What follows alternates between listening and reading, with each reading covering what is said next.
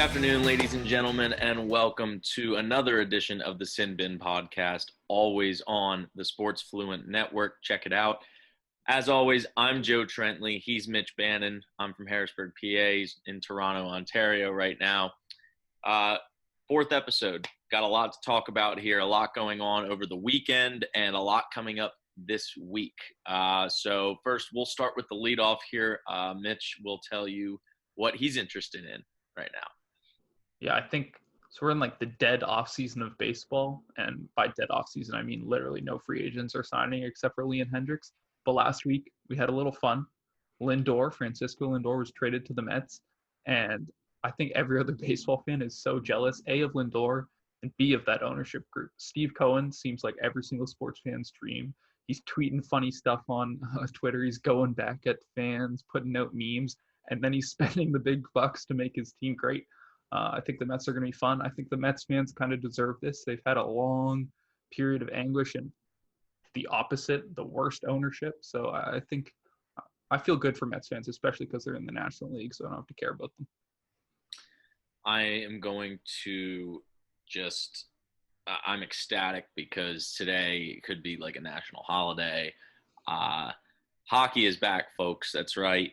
Tonight marks the start of the 56-game NHL condensed season with 5 games on the slate tonight. It all starts with Penguins and Flyers at 5:30, the Battle of Pennsylvania, followed by a slate of another 4 games. And I saw something, Mitch, I believe tonight marks it starts in 116 straight day stretch where there's at least one NHL game scheduled.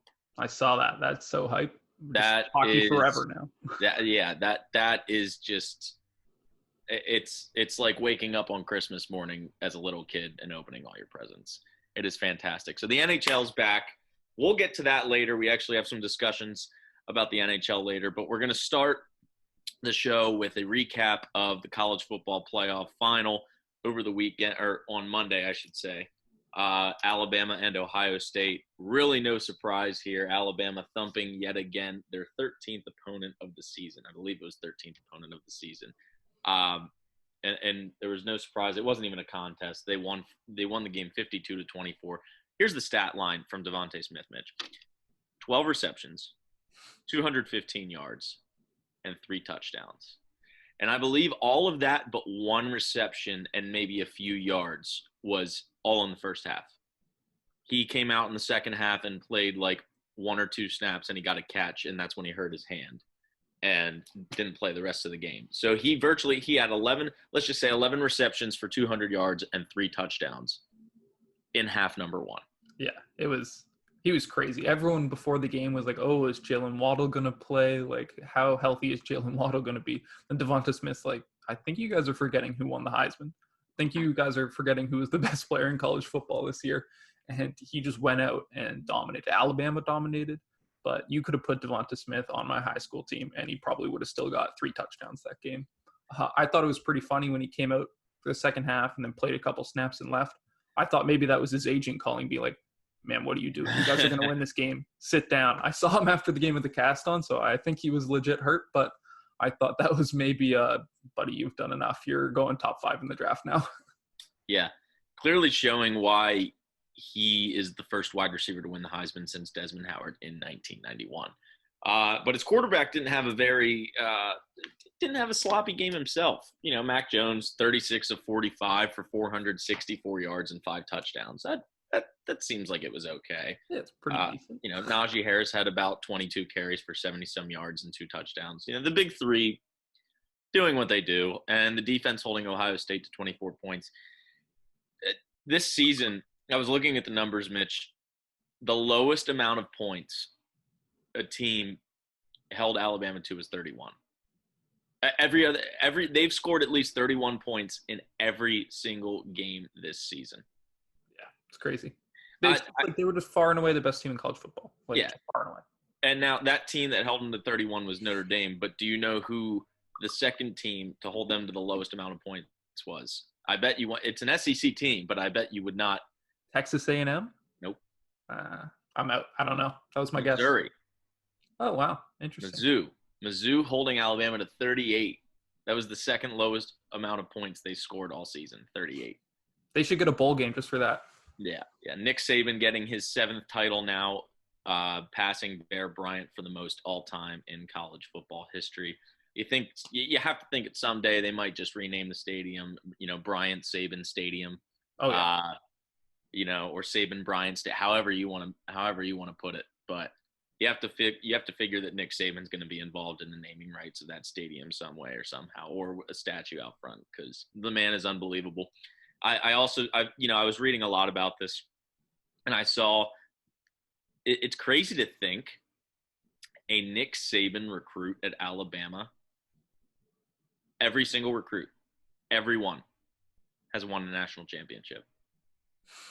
Yeah, that's crazy. If you commit to Alabama to win a ring, that's how it works. You play in high school to be good enough to get an offer from Alabama to guarantee yourself a national championship. That's just how it works. Doesn't matter if you go into the NFL or anything else. You probably will if you're good enough to start for them. But yeah, your high school days, like kids in high school playing football right now, are playing to be good enough to win a national championship at Alabama. They're one of the 2 elite programs in college football, and they're gonna just reload. They have a 5-star recruit right behind Mac Jones right now, so it's not like they're not already rebuilt for next year. It's just a dynasty that never ends. But Alabama, your 2021 weird pandemic year, season, whatever you want to call it, but they are legitimately the champions, deserve it. Devontae Smith deserved the Heisman. Every award coming their way, they deserve. Clearly the best team in college football. They are your 2021 college football champions. But we are now moving on to the professionals. The NFL had their wild card slate weekend. 3 games on Saturday, 3 games on Sunday. I know it was a lot of fun to have 3 NFL games on each weekend day. It pains me to say that Mitch was actually correct in every single prediction that he made last week. Every single one. Every single one that he made last week. Can you say that again? Every single one. I think that's genuinely pretty impressive. Yeah. He picked every game right. So we'll go through. I'll read off one by one the scores from the game, and then we can recap what we saw from each game. The first one we saw, Bills beat the Colts. That was the first game of the weekend. 1:00 on Saturday. Close one, 27-24. A lot of people didn't really give the Colts a chance in that game. I gave the Colts a chance. I said if there was going to be an upset, I think it would be Indy over Buffalo because of how well balanced the Colts are. I just playoff Phillip Rivers doesn't get it done. The Colts have one of the best defenses in the NFL, and their offense, they have one of the best running games in the NFL. So I thought there'd be, and sure enough, they held it to 3, Mitch. Yeah, this game played out almost exactly how I thought it was going to. I thought we both kind of talked about last week how we thought it was going to be one of the closer games, how the Colts were kind of a matchup nightmare for the Bills, and it played out exactly like that. The Bills couldn't get the ball because the Colts were running the ball the entire time, but then when they did get the ball, they made the most of it. And as we kind of predicted, it came down to a last-second Phillip Rivers drive that was just terribly clock managed. There was like 15 replay reviews. It was kind of a disaster for everyone involved, including the NFL.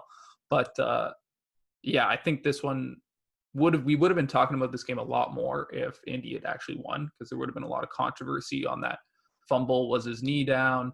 But yeah, I think this one was a good wake-up call for the Bills in that, like, they kind of at the beginning of the playoffs, people kind of penciled them in. Okay, Bills, Chiefs are the only 2 great teams in the AFC. I think this kind of showed them that this is playoff football. You can lose to anybody. And there were 2 main calls in that game that were controversial. The one that you just mentioned about the fumble, and then how about the one along the sideline, the catch that they ruled inbounds, but you could see his toe was out. 2 calls that went to video review, and they both stood because the call on the field was for the catch. It was the call on the field was a catch, so they determined that there wasn't enough evidence to overturn the catch. And then the second one was called, he was down and he didn't fumble it, and sure enough, they stood with that call too as well. So both calls going both ways. It was an interesting game. Buffalo moves on. I saw the Bills winning, but again, it was a very close game, good game to watch. This one was, I mean, not really a shocker with the defense. Rams beat the Seahawks. They went up to the Hawks' Nest and won 30-20. The Rams defense just dominating this game. Absolutely dominating this game. Aaron Donald had, I think, 2 or 2.5 sacks in the first half, which is, of course. And then he left the game with an injury. Probably could have got 6 if he stayed in. Yeah, it was nothing unusual. I saw Jalen Ramsey locking down DK Metcalf this season. I believe Metcalf has had, in the 3 games they played Los Angeles, I believe he's had 11 targets and only like 4 catches since when Jalen Ramsey was covering him in those games. Wow. Clearly a lot of frustration. Metcalf was frustrated on the sideline during this game. Him and Wilson seemed to be arguing a little bit. But I don't know, Mitch, do you want to come up with some answers for me? Because I'm starting to wonder how the Seahawks collapsed in the second half of the season. They got off to that really hot start. Russell Wilson was the clear-cut MVP frontrunner. Now, I know it was only through the first 5 or 6 games of the year. But you think with a quarterback like Russell Wilson, the veteran experience, one of the top 3 quarterbacks in the league on any given year, I don't know how this team just collapses. I look at the defense, and the defense isn't very great, but they still have arguably the best linebacking core in the league in KJ Wright and Bobby Wagner. They still have Jamal Adams at safety, who's, say what you want, he's not the greatest in pass coverage, but he's a good run stopper, and he's a physical safety to come down and load the box with. So it's not like they have slouches on defense as well, like all slouches on defense. And this offense, as we know, can be explosive at any single given time with Chris Carson, Russell Wilson, Tyler Lockett, DK Metcalf, you name it. I just don't know. I'm still trying to figure out how a team like this can collapse. I think they're trying to figure it out as well. They fired their offensive coordinator yesterday after he was one of the highest touted. You mentioned the highest touted offenses in the first half of the season. Like, I think they don't really know what went wrong. I've read a bit about it, and I think there's some reports that the play calling was heavily criticized. They didn't diversify their offense. They weren't changing stuff. So teams were getting looks at them and could kind of tell what was coming. And when you have Russell Wilson, you have Lockett and Metcalf, like, you should be able to be creative on offense. You can do a lot of stuff with those guys. And I think it came down to they weren't using their weapons to the best of their ability, and they weren't really playing to improve. I think the most important part of having a good offense and winning in the playoffs is you have to be better than you were in week 5, week 8, week 16. You have to elevate your game, and you have to get better. You have to bring out new plays and change things, and they didn't really do that. And remember, this game, Wolford started for the Rams, and he got hurt, actually taken out of the stadium. And Jared Goff had to come in coming off of thumb surgery. He had the biggest thumb I've ever seen in my life. So Jared Goff is virtually throwing the football with 4 fingers. And the Rams still get it done, still put 30 points up on the board. An impressive win for them. They're always a team that, I think goes into the playoffs during the Sean McVay era where people are like, yeah, the Rams are good, but there's no way they have a legitimate chance of winning the whole conference. Like, there's no way they're going to the Super Bowl. And they already went to 1 under him. Now, that year, their offense was immaculate and their defense was also immaculate. And then that was arguably the most boring Super Bowl of all time. But they're a team that, with a great defense, defense wins championships, especially during playoff time. You saw what they did to Russ and the Seahawks, and that offense, they could make some noise as they continue to move through the NFC. So, staying in the NFC, the Saturday night game, the Bucs and the football team. A little bit of a surprise, nobody gave the football team any chance to barely put points up on the board with Taylor Heineke at the helm under center. And the Bucs and Tom Brady squeaking out a 31-23 win over the Washington football team. Brady did look okay in that game. The offense looked okay, but and saying a defense held a team to 23 points, you could say, oh, well, that's a win in the National Football League. You can hold a team under 23 or to 23 or under. But this is a Washington football team, Mitch, with their backup quarterback in now. They got rid of Haskins, so he was the backup. Alex Smith is hurt. So now Heineke comes in a playoff game against the man with the most Super Bowls out of any quarterback in the history of the game. And they still put up and keep it to an 8-point game. Yeah, it was a fun one. I didn't watch the first quarter of this one, and then I noticed it was close. I'm like, okay, I have to figure out how to get this on my TV. I was driving home from somewhere, and I was listening to it on the radio, and they were saying how dynamic this Heineke guy was. I'm like, okay, how dynamic can he really be? I'm curious to see from what Arians was saying before the game. He was genuinely a little afraid of two things. He was afraid of Heineke as an asset and as a diverse offensive weapon. And he was also afraid that his defense was going to take their foot off the pedal a little bit. They might be penciling this one in as a free win. I'm not sure if that's what happened, but I think Devin White being a little banged up and their offense and them thinking that this was maybe a free win kind of played into it. I think there's a chance that they come out next week really strong because they have to prove that they deserve to be here. Yeah, the Bucks moving on throughout the NFC. We kind of, that was a no-brainer. Everybody had the Bucks winning this game, but heck of a season for Riverboat Ron and the Washington football team. The roller coaster ride that it was to win the NFC least, if we want to call it that.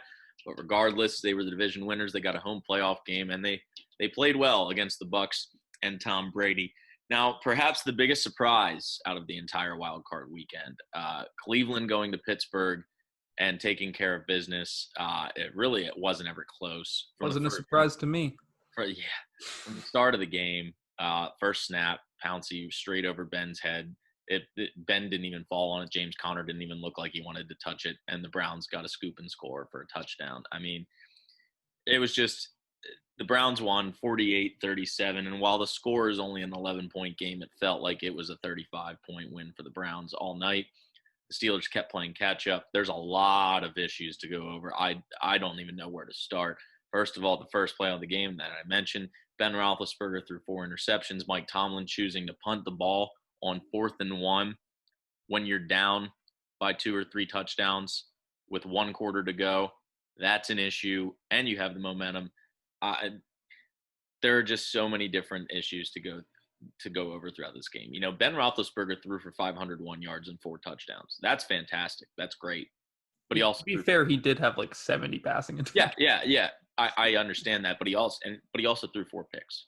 So that basically nullifies everything that he did. They still if you would have told Ben Roethlisberger before the game that you're going to hang 37 on the Cleveland Browns in this playoff game and you'd lose the football game, I think anybody on the Steelers would laugh at you. I think anybody in the NFL fan base would laugh at you.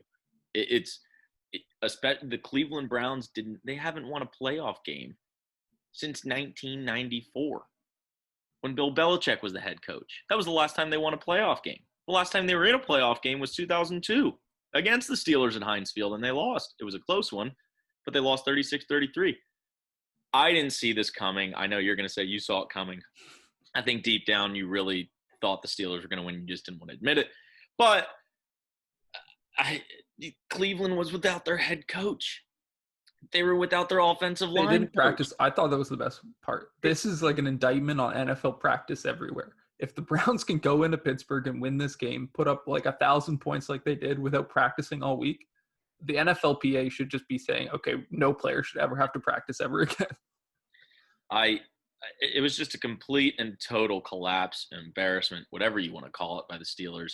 You know, there are so many questions now. I saw they have at least 20 players that are free agents this offseason. Ben has a $40 million cap hit if he decides to come back or not. Pouncey already announced that he's probably going to retire. And Ben and Pouncey have, already discussed, well, the one will play as long as the other plays. So we'll see how that goes. At this point, I think the best move is for Ben to hang it up. Give the Steelers the $40 million cap space to work with in the offseason. As much as I hate to say it, you might have to stick with Mason Rudolph for a year or two. Mac Jones? You might get Mac Jones. Depending on if they can get a quarterback or a competent quarterback in the draft. Okay, I'm all on board with that. But there's a lot. Trey Lance, Mac Jones, that's like the perfect little 20th overall pick tier. Yeah, but let's just say, they can't get a competent quarterback or they choose not to because there's a lot of it. They need to rebuild the O-line. They need another running back. They need a safety. They have some corner issues they got to work out. I there's so much to rebuild, and obviously it all starts with the quarterback. For me, I think quarterback and O-line are the two focal points that they really got to focus on. The running back position, everybody says, well, the Steelers can't run the ball, which is true. But that starts with the O-line. A running back's only as good as his O-line is. I'm not saying James Conner is a great running back because I don't think he's great. I think he's average. I think he's your average NFL running back. What I like about him is he runs hard and he will put his shoulder down. And even if, it's Bobby Wagner on the other side, he's going to try and run through you. But we've seen it for years. He's not the answer. The Steelers haven't had a good run game since Le'Veon Bell was there. And Ben's only getting older. I just think that's the best move. I took the last 2 years without making the playoffs. I think you do it now because it's coming. Ben has literally one more year, if that. If he decides to come back, he only has one more year. And I think that's what you got to do. We'll suffer. It'll suck. I'm not saying it's not going to suck, but every team goes through a rebuild at some point. When you've had a franchise quarterback like that for 15 plus seasons, it's coming. All these teams are going to go. The Saints are going to go through it with Drew Brees. The Patriots are going through it right now. When Tom Brady left, they brought in Cam Newton for a year. The Packers are going to eventually go through it with Aaron Rodgers. It's what happens.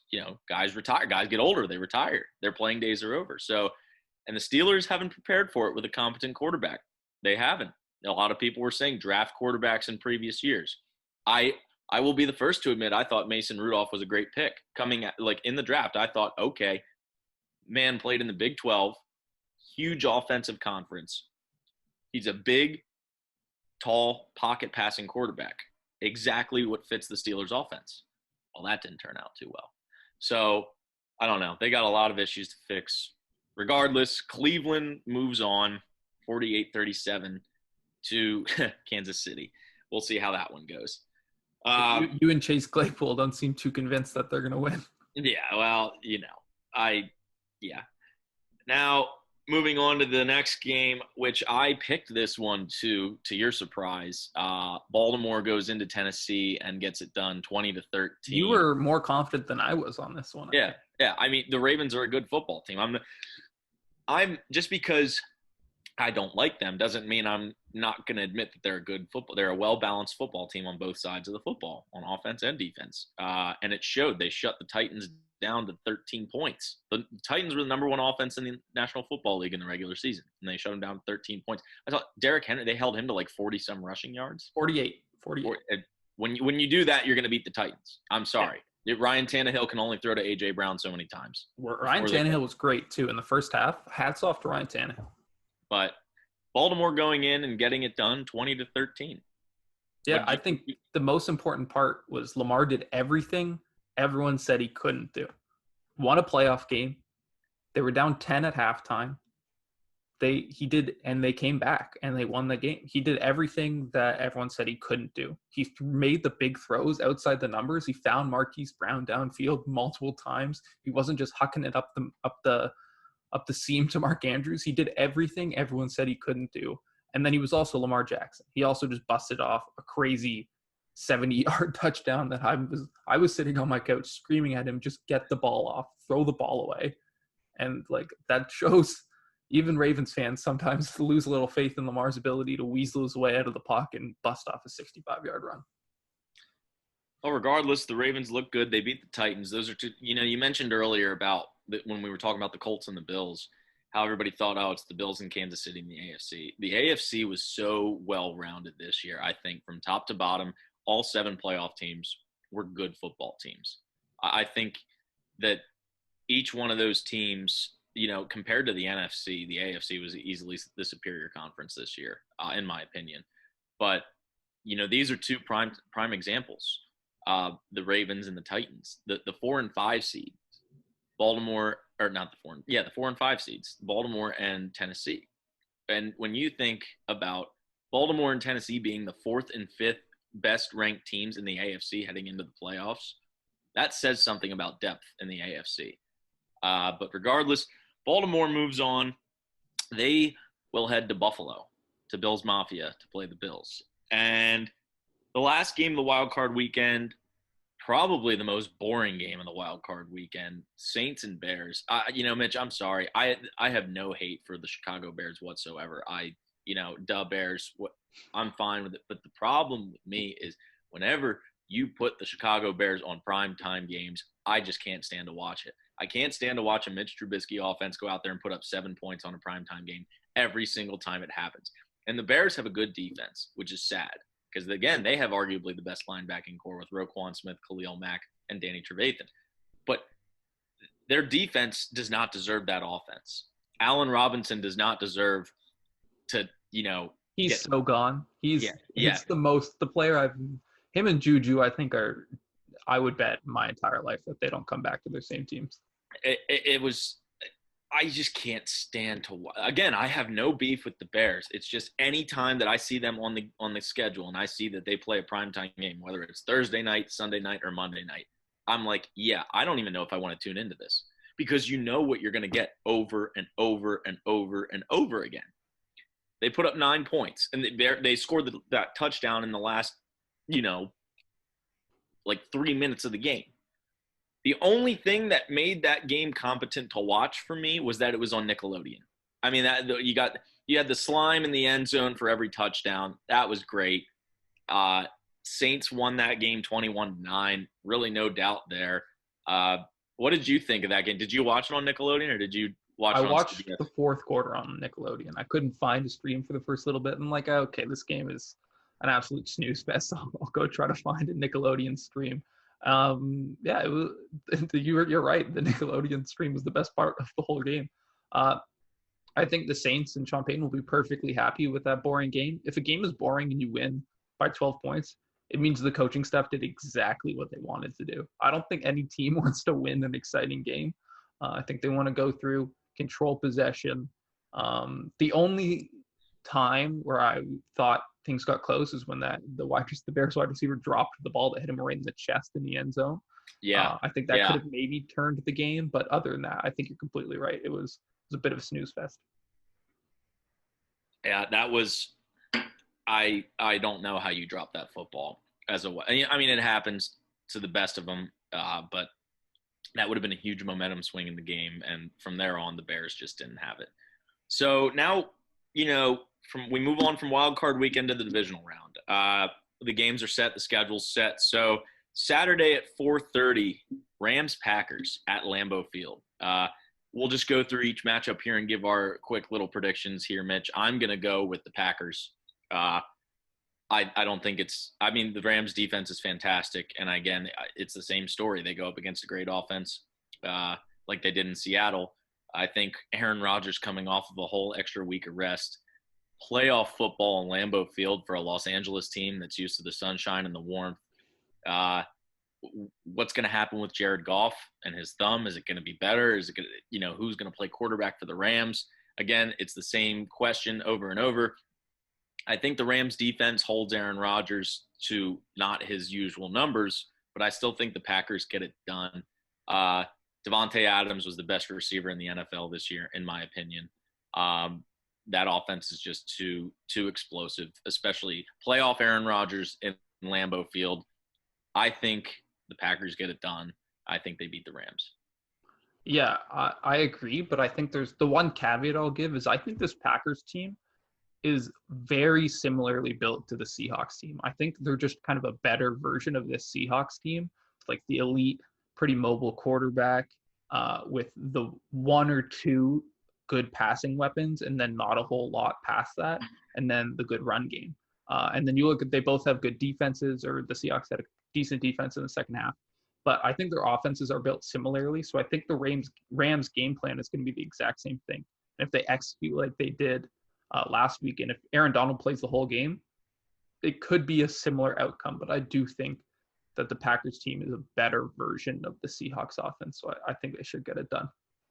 So we both take the Packers in this one. Remember, I'll keep these predictions marked down to see if I can steal the week or the weekend, I should say. The Saturday night game, Ravens and Bills. Your Ravens head up to Bills Mafia to take on Buffalo. I think this could be the best game out of the divisional round overall. I think these teams match up well with one another. They're both explosive on offense. The Bills' defense has kind of taken a little bit of a hit this year, or a drop off as opposed to last year, but they're still a good, competent defense. Who do you got in this one? I don't. You were skeptical last week against the Titans, and now you head to Buffalo to face the number 2 seed in the AFC. Does your opinion change, or? Obviously, my heart wants me to take the Ravens, and I think it was funny. I had a Bills fan text me during the Saturday game, or during the Wildcard Weekend game, and say something like, "Oh, can you win this game for us? I want the Bills to have an easier path," implying that like the Titans would be the harder team for the Bills to play. I asked why. He's like, "Oh, the Titans have such a good rushing offense, and our rushing defense sucks." I'm like, the Ravens have the best rushing offense in like NFL history. I don't know if you necessarily want to be game planning to play them if rushing defense is your issue. I think the thing about this game is it's two very good coaches against each other who are going to go up and game plan against each other very well. I'm scared of the Bills' offense. I think they could get up they're built like Kansas City in that they can get up by 21 points. They can come back from 21 points. And I think that's a type of team the Ravens don't necessarily play well against. I think our game plan is going to be obvious. It's going to be run the ball 75% of the time, keep the clock moving, and just don't give the ball to Josh Allen. All that said, I think the Bills are a really good team, and I think we're probably going to lose a close one. Was that Buffalo Bills fan Max Kalnitz and or Matt Geraci? I will not confirm or deny. So it's at least one of the two. I have a feeling I know which one it was. To your surprise, I'm going to take the Ravens again. I just think Number one Ravens fan, Joe Trentley. No. I just think the Ravens are too well-balanced of a team. They got hot at the end of the year, at the right time of the year. They went into Tennessee and got a playoff win. So they, proving they can win on the road in the playoffs. I know Buffalo's a whole different animal from Tennessee. I don't mean to cut you off, but I saw something. John Harbaugh has the most road playoffs wins ever. That's crazy. Veteran coach, as you just stated, has a Super Bowl under his belt. I think the Ravens go and get it done. I think it's a very, very, very, very close and good game. I think both offenses put up over 30 points. I just think in the end, I think the Ravens defense will get that one or extra turnover that they need to really swing the tide of the game, whether it be an interception or whether, Judon or Calais Campbell or Ngakoue gets a strip sack or something. I think the Ravens come away with a close win. I think Lamar has a field day running the football through the Bills defense. Not saying through the air, but I think the Ravens go up to Buffalo and get it done and move on to the AFC Championship game. And speaking of staying in the AFC as to who they'll play in the AFC Championship game, Cleveland goes to Kansas City for the Sunday afternoon game. I'm just going to start with this one. Chiefs. I think that's all I really have to say. I'm not giving the Browns any chance. I'm sorry. I know they whooped the Steelers. People might say I'm a salty fan. I'm not salty at all. They deserve to beat the Steelers. They wanted it more than the Steelers. The Steelers looked terrible. They came out flat. The Browns deserved that win in every way, shape, or form. I'm saying that right now. I don't disagree with that. I'm just saying I picked Kansas City to win the Super Bowl from day one, and I'm just sticking with it. Again, an extra week of rest for the best quarterback in the league, the best offense in the league, one of the best head coaches in the league to game plan. And, you're still coming with a depleted roster as of right now. Stefanski's still going to coach, but you don't know you don't know who's going to play or who's going to be there for Cleveland. Yes, they beat Pittsburgh, but Kansas City's a whole different animal. I'm taking the Chiefs. This seems like the letdown game to end all letdown games. The entire city of Cleveland had their redemption moment. They crushed the Steelers, and now they have to go play unarguably the most talented team in the league. I think this is I don't want to I feel like this is going to get clipped or something if we both just say that there's really no chance the Browns win and they somehow do. But I just don't see it. I don't see a circumstance that isn't I legitimately think Patrick Mahomes could go down with an injury in the first quarter and I would still probably take the Chiefs to win the game.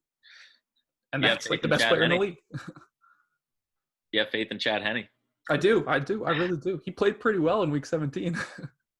I think the only chance that the Browns have to keep this close is to establish the run game early with Chubb and Hunt and do what they did to the Steelers and just keep running the football.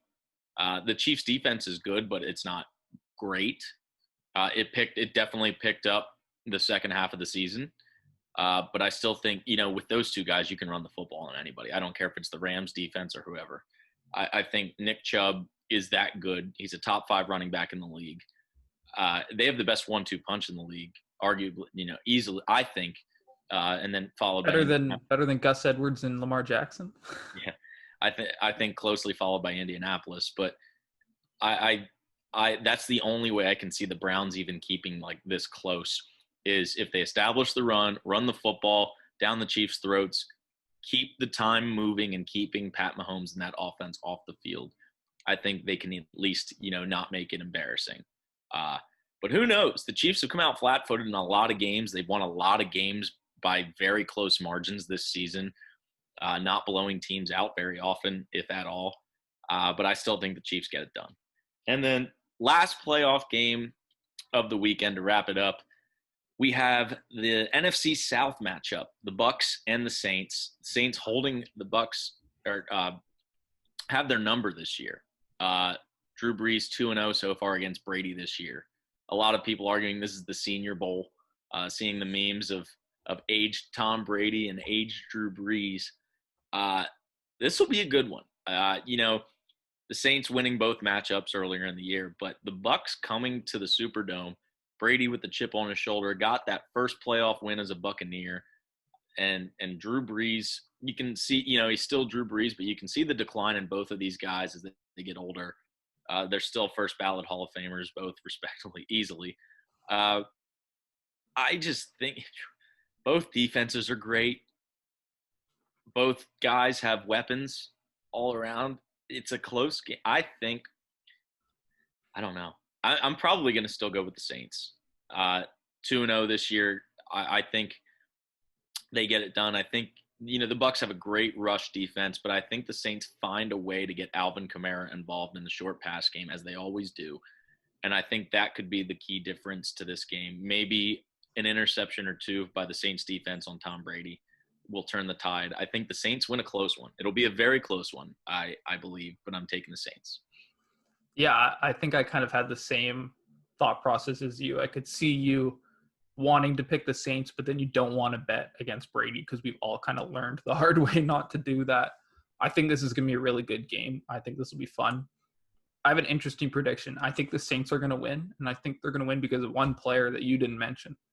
I think they saw Heineke and what he could do with his legs last week against this Buccaneers defense. I think Taysom Hill is going to be a huge factor in this game. I think he's going to take more snaps than maybe he ever has before in a game that Brees has played. And I think he's going to be a huge weapon that they're going to try to exploit the Buccaneers D and just become a matchup nightmare for. So we're both taking the Saints. I took the Ravens. You took the Bills. That's where we deferred. That's hilarious. The one game we disagree on is the Ravens game. Yeah. We both took the Chiefs, and we both took the Packers. So keep an eye on that Ravens-Bills game, ladies and gentlemen, to see if somebody is right this week with all their predictions. Otherwise, we all pick the same. So that's your divisional round weekend. 2 games on Saturday, 2 games on Sunday. Be sure to tune in. Everybody loves playoff football. Now, again, moving on to the most exciting time of the year, the startup of the NHL season. Again, after all, this podcast is called The Sin Bin. Lot of differences this year. 56 games, condensed schedule. They realigned the divisions. So every single Canadian team is in one division, the North Division. You have the East Division, you have the West Division, and you have the Central Division. A lot. What do you think? First of all, before we get into each division, Mitch, what do you think about this realignment? What do you think? What are you most excited for or least excited for with this realignment of divisions? I kind of love it. I think as a Canadian hockey fan, we're a little spoiled in that I think it means more to the Northern Division than everyone else. Everyone else is just, okay, we're playing random teams. The Northern Division, I don't even know who the sponsor is, Scotiabank Northern Division, maybe. I know they named them all weird things. Is all the Canadian teams, and I think that's so fun. I think it's going to be Calgary, Edmonton 10 times a year, Toronto versus even Toronto, Vancouver like 8 times a year. That's going to be fun. I think it's going to be fun kind of having this internal battle of Canada. I think it's fun because the postseason or the playoff bracket is the winner of each division. They play small little tournaments to determine the winner of the division, which means there is guaranteed to be a Canadian team in the Final Four this year, which is big for the finally trying to get a Canadian team to win the cup. Yeah, Canadian team has had a long drought winning the Stanley Cup. I'm interested to see how this, I'm going to touch on that as my interesting point. As you said, the North Division, you mentioned Toronto and Vancouver. That's exactly what I was going to touch on. I think it's nice and exciting for Canadians and fans in Canada, but I think it actually hurts the Canadian teams more. Not the fact that you said a Canadian team is guaranteed in the Final Four. The fact of travel. You're talking about Montreal, for example, having to play Vancouver 8 times. So 4 trips to Vancouver for Montreal and 4 trips to Montreal for Vancouver. Let's just say that's a direct flight. How long of a direct flight is that? 7 hours? That travel is going to be terrible. It already is not ideal for it to, regularly, say if Winnipeg goes to play Vancouver, that's still a hefty plane ride.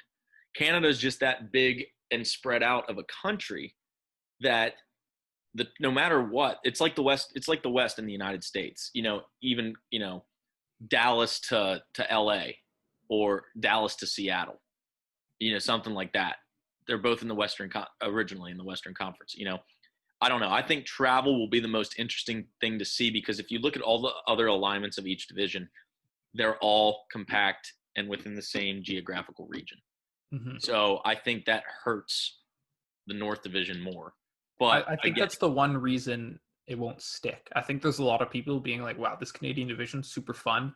Why don't we keep this? And I think it's because the players would just never agree to consistently fly 7 hours 4 times a year. Yeah. But regardless, we'll get into each division now. We'll make our predictions, sleeper teams, who we think is going to win, maybe a bust in each division. So we'll start here with the Central Division, Mitch. The Central Division includes Columbus, Chicago, Nashville, Florida, Tampa Bay, Dallas, Carolina, and Detroit. First, we'll start with your division winner. Actually, let's start with your sleeper. We'll go sleepers first out of the Central Division. Sure. They made the playoffs last year. They made a little noise. I don't know if they're like a true sleeper. There's only 31, soon to be 32 teams. So I don't know if there's that many teams people aren't thinking about, but I think the Hurricanes could make a lot of noise this year. I think they're a really, really built team.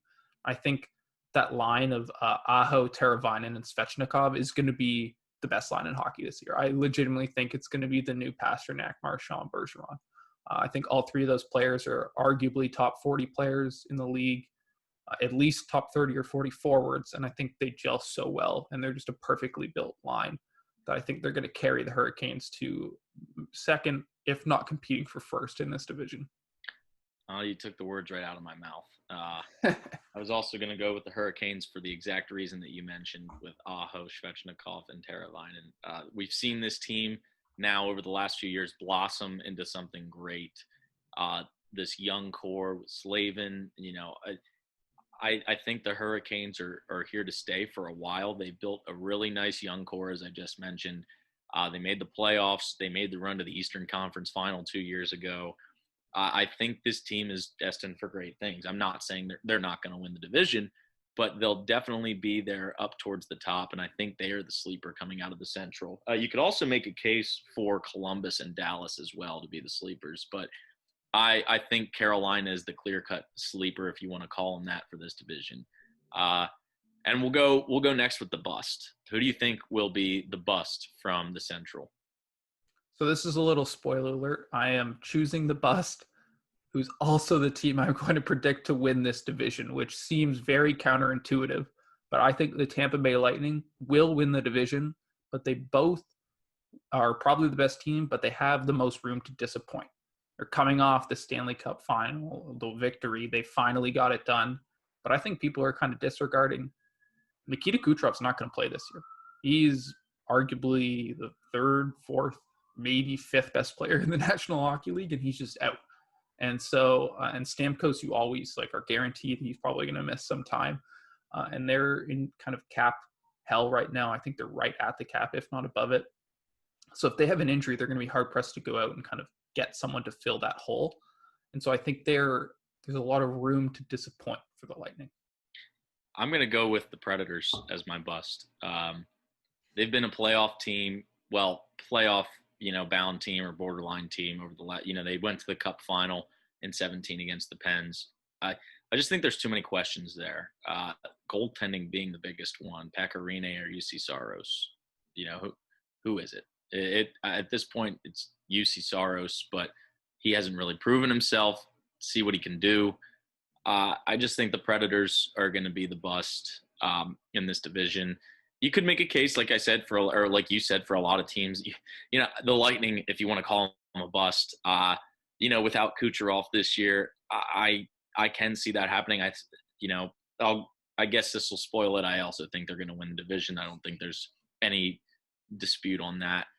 This division is very interesting. Looking at these teams here, all of them are interesting. And besides Detroit, Chicago, Columbus, Florida could be a sleeper. Didn't really even mention them. A lot of people have had high hopes for them for the last 2 years or so. So I think the Predators are my bust, and then I'll just get right into it. I think the Lightning win this division, coming off of that Stanley Cup that they've been wanting to get so badly. I again, even without Kucherov, they're that loaded of a team. They have the best goalie in the league. I don't see them not winning this division, and I don't think it's even really close as to who comes in second. When they were in the Atlantic, you had Boston right there, but I don't think it's even close. I think Tampa Bay wins this division with flying colors. Yeah, I think they win as well. I just talked about them, so I'm not going to spend too much time. I think they're going to still score a lot of goals. Sergachev, I think there's a chance he really takes a step this year and becomes a number one defenseman in this league. I think another flaw that I didn't mention is that they're pretty thin on goaltending. Vasilevsky's great, but I think having two good goaltenders is going to be important this year because of the back-to-backs and the travel and the condensed schedule. And I don't know if I want to be relying on Curtis McElhinney for any starts.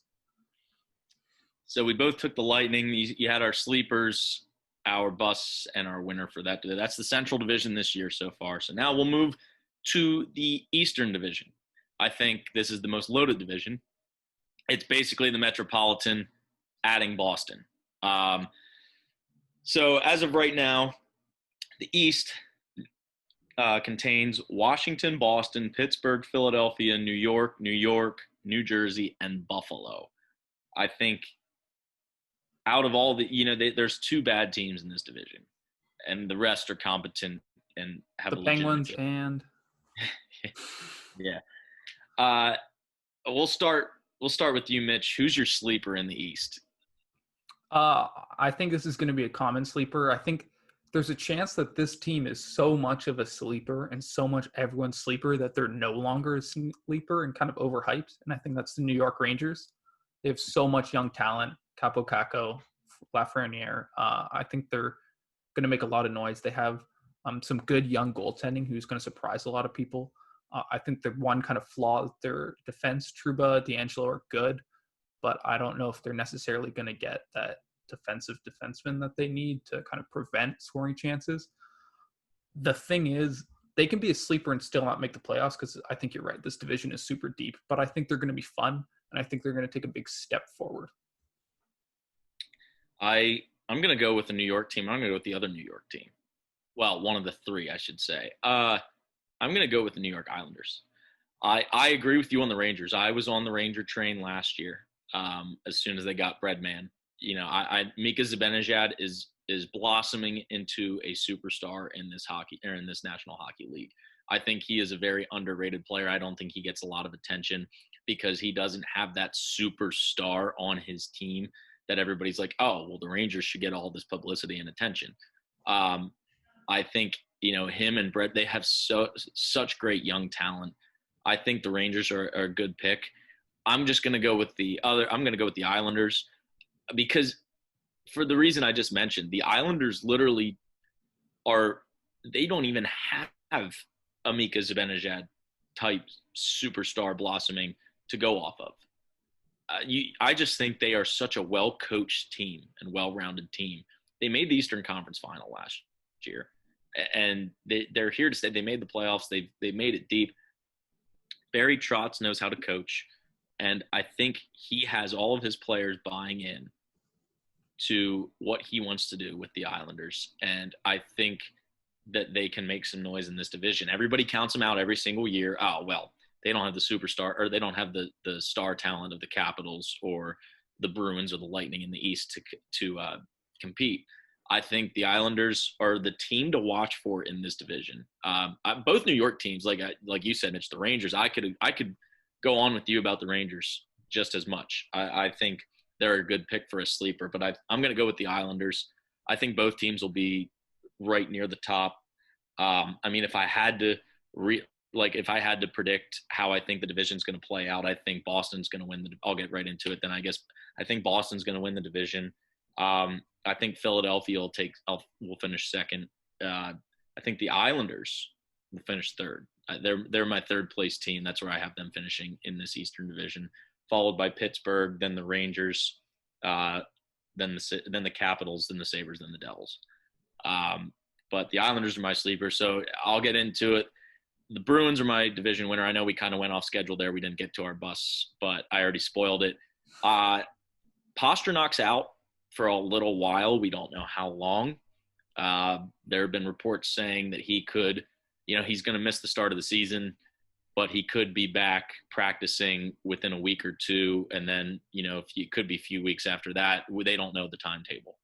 But regardless, he'll probably be back this season. And I think the Bruins are too good and deep of a talented team that they'll still be up near the top anyways, in a playoff spot, that when he comes back, they'll just start doing what the Bruins do over and over again. Now, key note, though, they lost their captain, Zdeno Chara, to the Capitals. Yeah. Which is so weird seeing him in a Capitals uniform. Huge surprise. I texted my friend who's a Bruins fan, and I said, I just can't see Chara not retiring in a Bruins uniform. That's weird. I know he's not the player that he once was. He wants more money or whatever it is, but he's got to retire in a Bruins uniform. Now Patrice Bergeron, rightfully so, taking over the captain duties for that Bruins team. Marchand's still there. Krug's still there. No, he's not. No, he's not. Excuse me. McAvoy's still there. Yeah. I think that they are still a very good team, and I think they'll win the East. Mm-hmm. Yeah, I also have them winning the East, kind of for the reasons they laid out. But I think that Krug loss is going to be kind of low key. Yeah. He's now on the Blues. Now, basically, plug and play replaces Pietrangelo, who left St. Louis. I think the thing is, I think they're going to win the division, but I don't think it's necessarily because how good they're going to be this year. I think they were so good last year that they have room to fall and still be an elite team. They were, I think, the best regular season team in the league last year. And so you can lose past half of a season of Pasternak and an entire season of Krug and still likely win the division. If I was to guess of one of the division winners who I think is most likely to lose their division that I'm going to predict, I think it would be the Bruins. Mm-hmm. I can agree with that. I just think we already talked about it. This division is so well aligned and so much firepower, each one of these teams. The Bruins could easily lose this division. One team goes on a 8-game win streak in this 56-game season, and you're just winning the division by 8 points. Yep. This division, I think, is the best overall division. It's literally, like I said, it's literally the Metropolitan, but you add the Bruins and the Sabres, and you take out Columbus and Carolina. Yeah. But as moving on to the bust of this division, who do you think will be the bust? You just mentioned them. I think it's the Buffalo Sabres. I don't know if anyone out there is expecting huge things from the Sabres, but I think they went out and they signed Taylor Hall, and that was like kind of, the Sabres mean business. And I like the Sabres. I really like what they do. I like some of their talent on offense, but I think they're just a really flawed team who's just failed to address their flaws. They struggled to score goals last year, so they went out and got Taylor Hall. But the thing they struggled the most at was goaltending, and their goaltending didn't change at all. Linus Ullmark is not a number one goalie in this league unless he takes a big step forward, and Carter Hutton is on the way down. So I think there's a chance that the Sabres just let up far too many goals to compete in this, as you mentioned, pretty even and strong division. I'm going to go with the Washington Capitals as my bust. I think they've made too many moves. They're not the same Capitals team they were 2 to 3 years ago. They're on the decline. Ovi's only getting older. Holtby's not even in net anymore. They signed Zdeno Chara. They signed Justin Schultz. They signed Connor Sherry. I firsthand experience can tell you, with those two at least, Schultz has been on the decline the last few years. Sherry's been on the decline the last few years. And Chara, did they want to bring in a veteran presence? I don't really understand. I love Zdeno Chara. He's a Hall of Famer, but what's the need for Zdeno Chara at this point? Like what team, a penalty kill? I don't know what he's doing for you. Yeah. I didn't really get the signing either. I don't know. Again, it's nothing against Zdeno Chara. He's just getting old. I don't think the Caps are going to be in their true form this year. I really don't. And I think that they are going to be the bust out of the East. I'm not saying they're not going to be a good hockey team. They're going to be there. They're going to compete with those top teams. But like I said, I have them finishing, I think, third to last in this division in front of the Sabres and the Devils. So I think the Capitals are the bust in the East, at least for me. But again, this division, I think, is going to be the best division overall. So even a bust in this division can still be considered a good hockey team and could possibly be near the top in another division. But so moving on from the East, we now go to the North, the Canadian division. I know you're excited about this one, Mitch. This division contains Calgary, Winnipeg, Vancouver, Toronto, Ottawa, Montreal, and Edmonton. Every single Canadian team that you can think of in the NHL. I'll let you start off, Mitch. Your sleeper team, who you think will be the sleeper out of this division. Country of Canada, I should say. Yes, out of this country. We shouldn't even call it a division. It's just a country. I toyed with the idea of picking the Senators because I think Stützle's great. Watched him at the World Juniors. He's fun. They got Matt Murray, who is, as much as you can criticize him, certainly an upgrade for them and certainly at least someone who they can rely on to be their goalie. And they brought in a lot of veteran talent. Dadonov's there, and Stepan's there. They filled out a roster, which is something they didn't do last year. So I think they'll take a step forward, but I think my sleeper is the Habs. I think the Habs, with Jake Allen and Carey Price, can give any other goaltending tandem potentially a run for their money this year, and I think goaltending is going to be huge. I like the Tyler Toffoli signing. I thought it was good value in this kind of depressed free agent market. And I think they have a lot of young guys who can take a big step forward. Suzuki, Kotkaniemi. I think they're going to be a good, fun, dynamic team. I am going to go with the Vancouver Canucks as my sleeper. I think they proved it last year that they're another one of those teams like the Hurricanes that have a good young core coming up and building around. Quinn Hughes, Elias Pettersson, Bo Horvat, Brock Besser. They just signed Braden Holtby as their goalie. With all of that Stanley Cup playoff experience and a cup under his belt, I think the Canucks are the sleeper in this division. I think they're right up there near the top. I think, we say that the East is the best. I think that this could be the most competitive division out of all four. I'm not saying it's the best, but I think as far as the talent of the teams equally distributed, I think each one of these teams, with maybe the argument of Ottawa, has a legitimate chance to win this division. And I think Vancouver is my sleeper. Well, I don't think I know they are my sleeper. With all that young talent, they made the playoffs last year. I think they're here to stay for quite some time. I think the Canucks are going to make some noise, and I'm going to have them as my sleeper. We'll go to the opposite now, the bust of this division. I'm interested to see who you're going to pick for this one. I think there's a good chance we're choosing the same team on this one. I'm going to choose the Edmonton Oilers. I know they have who I believe, and I think most people agree, to be the best player in the league in Connor McDavid. They have probably one of the other 5 or 6 best players in the league in Leon Draisaitl. But I think they're going to have the same issue they always have. It's everyone after that. James Neal is maybe going to give you 10, 15 goals. Kailer Yamamoto is taking a step forward. But their goaltending, I'm a Mikko Koskinen defender, but I don't know if he's going to be a good goaltending tandem with Mike Smith. And I think Oliver Klefbom is out for the entire year. I was reading reports that he might not even be ready for next year, which leads me to think this is a really serious injury that we should keep an eye on for the next couple of years. And Tyson Barrie looked like a disaster in Toronto last year. He's probably going to be good quarterbacking that power play, but not much else.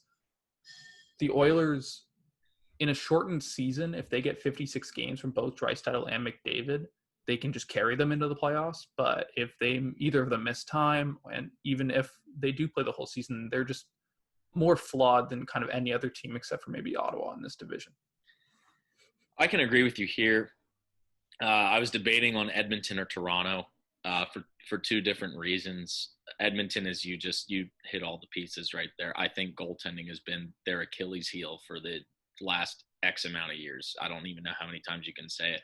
And you brought up a good point. McDavid and Draisaitl can carry them into the playoffs in a shortened season. I think that helps the Oilers. If it's more drawn out, if it's a regular 82-game season, it hurts them because they can only do so much for so long. But I think a shortened season helps them, and the goaltending is just not there. Again, who else? You said James Neal, Ryan Nugent-Hopkins. You mentioned Klefbom's out for the year. Their top defenseman. I don't know. This team, I think, can get into the playoffs. I'm not saying they will. I think they can. You said McDavid and Draisaitl, easily 2 of the top 7 or 8 players in the league. I think they could very well be a bust. But the other reason I said Toronto is Toronto's a very good hockey team. There's no debate about that. It's just what they do when they get into the playoffs. If they have to match up at all against the Boston Bruins in the playoffs, you can just count them out. Toronto is that team where they have so much talent. It's almost like you get into the playoffs and how do you collapse every single year? It's just Mitch Marner, Austin Matthews. I don't think Freddie Anderson is even that bad of a goalie. John Tavares. They have so much good, even with just Matthews and Marner, young talent with them. I don't know how they do this every year. Obviously, they had a huge loss in Kapanen, but You might be overstating that one. Again, 2 different reasons. I'd pick both of these. I'd go with Edmonton as my bust. Just because everybody's high on him every year because of Connor McDavid solely, and the man can only do so much. And while he does do that much and more, and he has the Robin to his Batman and Draisaitl, we all know what wins playoff games, goaltending, and they just don't have it. I don't think Koskinen's it. I don't think he's the answer. And I think that they are the bust in this division. With that being said, the winner of this division, I'm probably going to have to go with Toronto. As I said, they could be my bust, but you mentioned with the Lightning, they could be your bust, but you pick them to win the division. I think they are clearly the best on paper talented team all around in this division. I think Winnipeg is up there, and I think Vancouver can even squeak in. Montreal, if they make a run, if they make a run like they did in the playoffs last year, you said the goaltending tandem, Carey Price has been a top 3 goalie every year of his career. And adding Jake Allen now, they can give Carey Price rest, especially in this short condensed season. But I think Toronto is just on paper the best team in this division, and I think they win this division. Again, the only teams that I see compete, I think Winnipeg's a solid team. Connor Hellebuck's a very, very competent goaltender. Scheifele and company, Blake Wheeler and company. I think that and Patrick Laine, I think that they are a very well-rounded team. Hopefully we get to see fans because everybody loves the whiteout in Winnipeg, but I don't know if we'll get to see fans at all this year. I don't know if it's just going to be a limited capacity. I don't know if it's just going to be no fans for the entire season or playoffs, but that's what we need back. That's what makes playoff hockey so special in playoff hockey. But I think Toronto's winning this division. Yeah, you're not going to hear any arguments from me. I think the Leafs I agree, they're the best team on paper. I think they're going to win the division less because of that talent and more because I think the management went out and addressed every single area of concern that this team had from last year. Everyone said they didn't have a good number 2 defenseman to unlock Morgan Rielly. They went out and got TJ Brody, who played alongside Mark Giordano and helped Giordano win a Norris Trophy. They said the team wasn't gritty enough. They said the team didn't have leadership. So they went out, got Zach Bogosian, Wayne Simmons, Joe Thornton, who is going to play on the first line apparently, which is fun. But so I think Kyle Dubas, the general manager of the Leafs, is kind of bought into this culture of playing fast, playing small, playing with the dynamic offense. And I think he finally admitted, maybe internally or externally, or had some push from someone else, that they kind of needed to diversify this team a little bit. And they went out and addressed all the areas of concern and all the reasons people like Brian Burke were saying this team wasn't good enough. And sometimes the old school thoughts like that get criticized, and rightfully so. But there was a reason they worked at one point.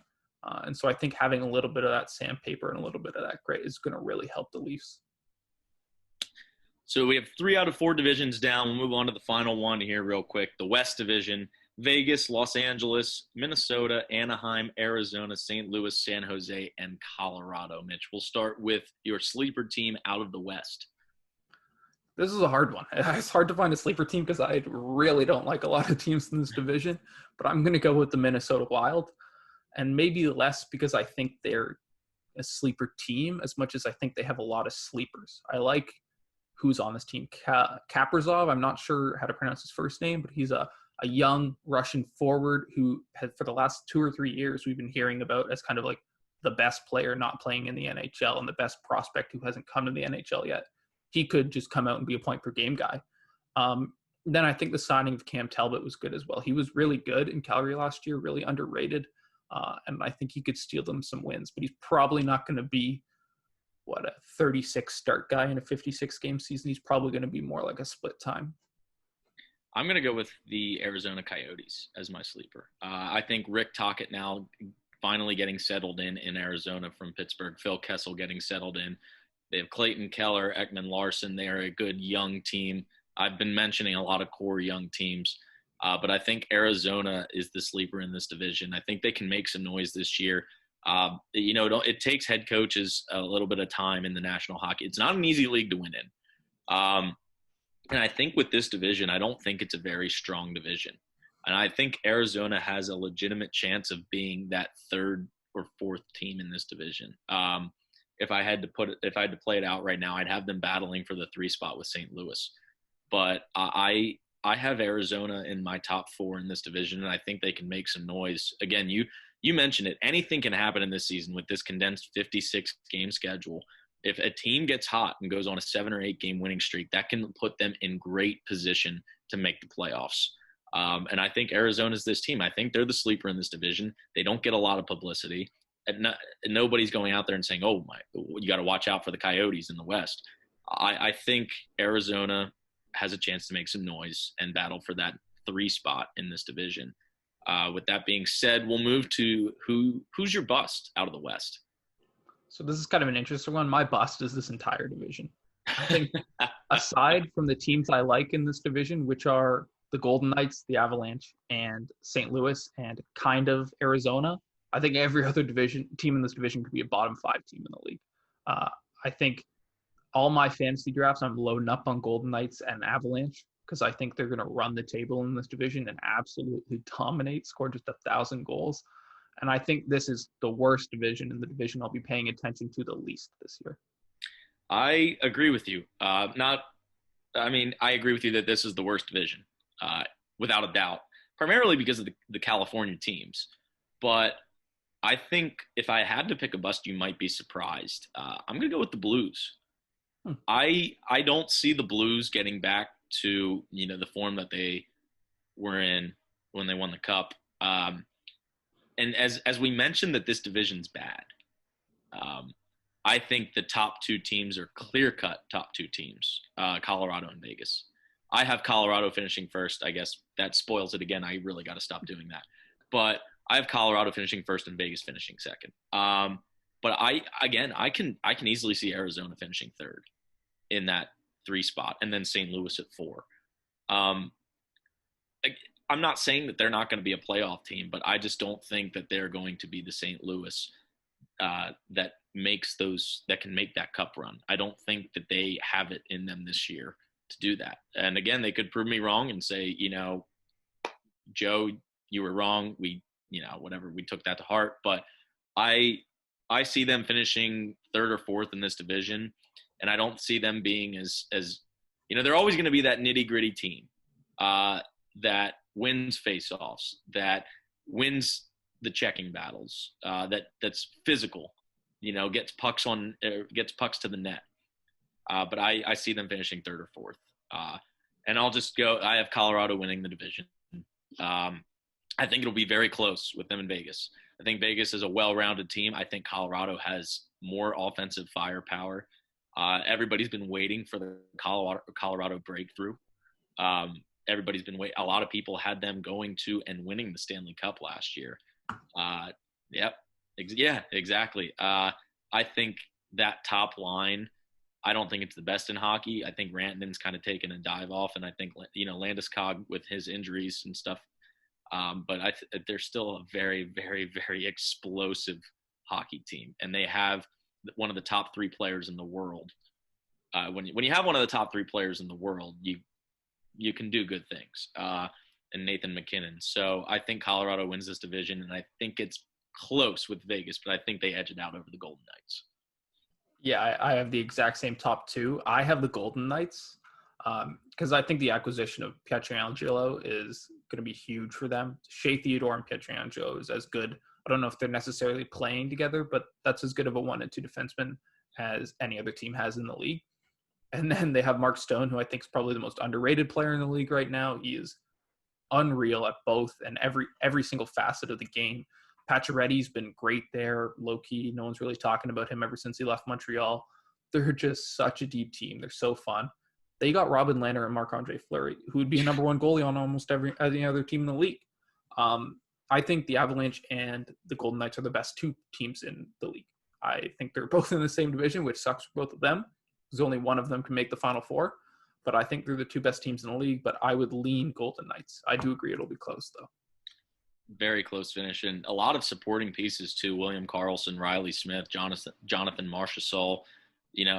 The Golden Knights are a very well-coached and rounded team, and I can easily see Peter DeBoer's squad winning the Western Division, as you mentioned. But that's all the divisions that we got there for you. We had our predictions for the divisions. We're going to get to a few award predictions here, who we think will win each of these awards. Mitch, we'll start off with the Hart Trophy, as you mentioned. Who do you think is taking home the Hart Trophy this year? If I was to choose a sleeper for this one, I would say Mark Stone, for the reasons I just mentioned. I think he's kind of up there with Patrice Bergeron as one of the best 2-way forwards in the league. But I will choose McKinnon kind of for the reasons you outlined why you liked the Avalanche. He's one of the best 3 players in the world. And I think his team relies on his line for a lot of scoring. And I think they're going to be a great team. And that's kind of the recipe for winning the MVP. Be on a good team, have your team really rely on you for scoring, and then score 100 points. I can agree with you. I think I was gonna take McKinnon. The only debate I have is I think I'm gonna go with McDavid, and I'm gonna say this. I'm gonna say why. I think McKinnon has a better team, and I think this shortened season will favor McDavid more than it will McKinnon. Because McKinnon, the Avalanche were going to make the playoffs whether it was in a 56-game season or a 150-game season. The Avalanche, I don't think that's out of the question. I think McDavid can really show in this 56-game season how he can carry this team. Even though it's a shortened season with Draisaitl, I think that he will show, okay, I'm literally going to put all of you on my back besides Draisaitl, and I'm going to carry you to the postseason. I don't care what it takes. This is a shortened season. We have less of a chance to screw things up. I think he shows his true colors, and I think he can carry them to the postseason play. I think he wins the Hart Trophy this year. I guess that's not really a sleeper. McDavid or McKinnon winning the Hart isn't a sleeper at all. Either one of them could. Does a sleeper win the MVP? So. Yeah. Either one of them can win it. I think McDavid. I'd give the edge to McDavid over McKinnon to win the Hart Trophy. I think just because of the shortened season. If it were a regular season, I'd probably agree with you and go McKinnon, but I'm going to go McDavid with this. Now we'll move on to the Norris Trophy. Who do you got winning the Norris? I think when I mentioned the Leafs earlier, I mentioned that TJ Brodie was an underrated addition. I think he's kind of the best complementary number 2 defenseman in the league. He really shined besides Giordano. And I think he's going to unlock something in Morgan Rielly. Brodie is going to play great two-way play. He's going to sit back and allow Rielly to take his game to a new level. I think there's a good chance Rielly is a point-per-game defenseman this year. I think he could do what John Carlson did last year, be on a great team. And Morgan Rielly's still a good defensive defenseman. So he has to lead defenseman in scoring because he's not kind of that elite shutdown defenseman to win the Norris. And I think he's got a good shot at doing that. I'm going to go with Shea Weber. Montreal. I think he continues on the high note that he left off in the playoffs last year. He gave the Penguins fits last year. He gave the Flyers fits last year. He gives every team that he plays fits. He gets a lot of ice time. He quarterbacks the power play. He hits. He blocks shots. He does all the nitty-gritty work. I like Shea Weber to win this year. If Montreal, they're in that North Division now, which is wide open. Again, we agreed that Toronto's the best team on paper, but I think that's a very competitive division as well. And I think Shea Weber has a chance to go out and win the Norris Trophy this year. I like the way he plays. He's physical. He does the X's and O's, and he's a good leader. And I think you look at Montreal, yes, they're a good young team, but I don't think they're great. They have great goaltending, as you mentioned. I don't think that they're that team, though, that's everybody's looking, they have this superstar because they really, besides Carey Price, what superstar do they have? And I think that if you look at the National Hockey League, people look at, superstars. Well, the Avalanche have McKinnon. The Oilers have McDavid. The Capitals have Ovechkin. The Penguins have Crosby. It's not, the Canadians, they have Shea Weber. No, it's Carey Price, but he can only do so much from inside the crease. I think Shea Weber takes a step forward this year, and I think that he has a chance to win the Norris Trophy. That's my pick. But now we'll go back inside the crease here. This is always an interesting one. Who do you got for the Vezina, Mitch? There's a lot of good choices, a lot up in the air this year. Shortened season. These games are going, if you want to call them back-to-backs, not back-to-back nights, but back-to-back in playing the same team. Going in intervals of 2 for almost the entire season with a few schedule changes here and there. So, for example, the Avalanche could play the Sharks one night on a Wednesday and then Friday play the Sharks again in San Jose, both games in San Jose. Mm-hmm. That's how the NHL is doing this to, prevent the spread of COVID and the realignment and things like that. But who do you got winning the Vezina? Yeah, I think because of the schedule, because of the condensed season, we're going to see a lot of split time. I think at least percentage-wise, backup goalies are going to play more than any other season in recent memory. So that kind of makes the Vezina a bit of a toss-up. But I'm kind of between two guys. My first is Tuukka Rask, who is kind of an interesting pick because he left the bubble last year. He kind of abandoned Boston right before they fell off the cliff, rightfully so, to be with his family, which is fine, but he's back. I think people had kind of questions of how invested he was in this team, if he was going to retire, if he'd come back. But I think he's great, and I think the team's going to ask him to take a step forward with no Torrey Krug there. The defense is, at least defensively, a little worse than it has been recently. And my other guy is Freddie Anderson. I think the Leafs could be a very good team. And Freddie Anderson in the regular season has proved he is kind of that second tier goaltender. He's not elite. He's not the 925 save percentage guy, but he can flirt with 920, 918. So if he takes a big step forward, if the Leafs defense takes a step forward, gives less high scoring opportunities, his stats could be inflated, and he's going to play a lot for the Leafs. So he could be a Vezina candidate. Rask also without Pastrnak, the top scorer for that Bruins team. So we'll see how that affects the offense. I think he's in the conversation for the reasons that you've stated. I think Vasilevsky's always in the conversation. And I think even especially without Nikita this year, that'll be interesting to see. Again, the Lightning and the Bruins still have plenty of talent to go around, so I don't think they're in any kind of threat. I think Carter Hart could be in the conversation in Philadelphia. If I had to put money, I'm going to go Vasilevsky. I think he's just the clear-cut best goalie in the world. Watching him blossom. I watched him when he played the Penguins in the 2016 Cup run in the Eastern Conference Final when Ben Bishop went down with an injury and Vasilevsky had to come in. And that series still went 7 games. And that showed a lot to me, that a young goaltender like that coming in to face the eventual Stanley Cup champions and still take it to 7 games, take the reins over. And it wasn't like he was allowing, 5, 6 goals a game. He was keeping it to 2 to 3 goals a game. That really showed me, okay, the Lightning, they're in good shape with this guy. And they've always had good tandems, Ben Bishop and Vasilevsky and Louis Domingue. But I think Vasilevsky's the clear-cut best goalie in the world. I think it takes a hit with Kucherov out for the year on that offense. Again, they're still arguably the best well-rounded team in the league, but I think that he is the clear-cut, again, I'll say the clear-cut best goalie. Rask is going to have a bigger challenge. It depends on how you look at the award. If you want to look at most dominant, it's going to be Vasilevsky because of his team. But if you want to look at a guy that carried his team there, I think you could put Rask in the conversation. You could also put Carey Price in the conversation because the Canadiens' offense hasn't been known to score a lot of goals over the last few years. So I think you could put any of those guys, and Carter Hart could also be there.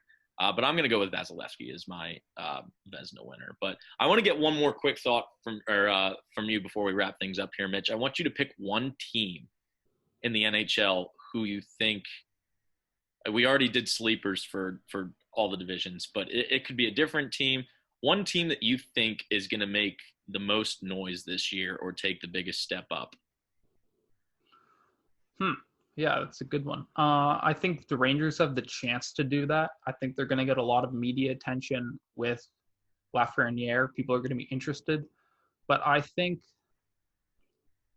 in terms of step up, I would have to go with the Habs. I think they're going to be really good. I think they're Montreal, so they're going to get that media attention, at least in Canada. And I think we're going to be talking about all of their forwards taking a big step forward this year.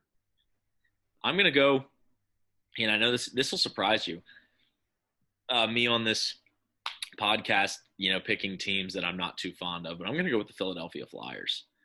I think, as a hockey fan, as just a fan of the game, I'm really interested to see what they can do this year. They have a lot of great talent on that roster. They have a wonderful young goaltender who is blooming into something great. And we can all see it right before our own eyes. And their coaching staff is tremendous. They have 3 coaches on the coaching staff that were all or still a head coach in the National Hockey League at some time. Wow. And I think that they just have a great opportunity to do something. I have them finishing second in the East, and I could easily see them finishing first over Boston. I have high expectations for this Philadelphia Flyers team this year, as much as it might pain me to say it. But I'm really interested, as a fan of the game, as a hockey fan, I'm interested to see what the Flyers can do. I just think that, Couturier, they have Travis Konechny was great last year. Claude Giroux is always going to be there. Voracek's always going to be there. Carter Hart. I just think that they have Ivan Provorov. They have a good young core. They're physical. We all know the Broad Street Bullies are going to be there and win the physical battle. But I think the Flyers can make some noise throughout the league this year. That's my team that I'm going to pick. But any final words, Mitch? We'll wrap it up here. Anything you want to add or send off with? We're 4 hours away from hockey being back. I didn't know if we'd ever get here. It felt like it's taken forever.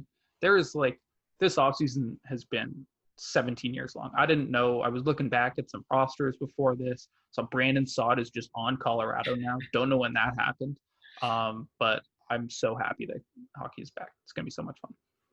I agree with you, Mitch. Hockey is back, and I was going to use that as my leadoff and my closing statement today, because it is just so wonderful to see.